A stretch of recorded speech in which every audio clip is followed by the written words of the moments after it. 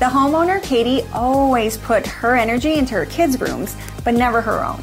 But the kids are grown up now, so it's finally time for her to focus on her own room. This bedroom was tired. The color on the walls was dated, the furniture was a mishmash. It was old, it had a country feel to it, it just wasn't right for the homeowner. I had this inspiration shot, which I'd found online, and I knew that if I showed Katie, she would love it. It was very feminine, but still had some traditional and modern elements. It had a neutral enough palette that I felt it could be livable for the long term. I didn't want to put pink on the walls, it just seemed too sweet for a grown-up bedroom, so we decided to put it on the ceiling, which is perfect because that's what you look at when you're lying down. First thing on Katie's list was a new bed. So she got an organic mattress from Obasan, but of course we didn't want to put a new mattress on an old bed. So I worked with Marigo Designs to design this beautiful upholstered bed. Now there's a cat that lives in this house, and this cat has claws. So I wanted to make sure that this upholstered bed would not be turned to shreds. And that's why we chose velvet. Apparently cats hate it, and so far so good. This blanket is so expensive.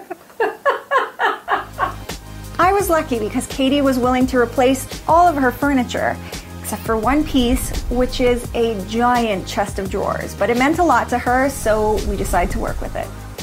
Katie insisted on having a TV in here, which is fine, her bedroom, her rules. So I decided not to worry about the TV and just create a gallery wall around it. There used to be a chair in the corner of this room, but it wasn't that cozy or practical. So we decided to give Katie a beautiful upholstered chair, which was a bit of a splurge, but well worth it. When I found this vintage rug, I knew I could make this entire palette work. It had all the right colors, all the right tones, and it fit perfectly to cover up all of this honey-colored floor. The closet doors definitely needed to be changed, and this was a great opportunity to give them a sleeker profile. We went with a shaker door and then went glam with the knobs. This isn't a large room, so we bought small side tables and mounted the lights to the wall. The drapes are purely decorative because she does have blackout blinds in the windows, but they add that layer of softness and really finish the room. They also hide the fact that the window is not centered on the wall, but you'd never know. Right? Katie had a chandelier above her bed. It was a bit of a dust catcher.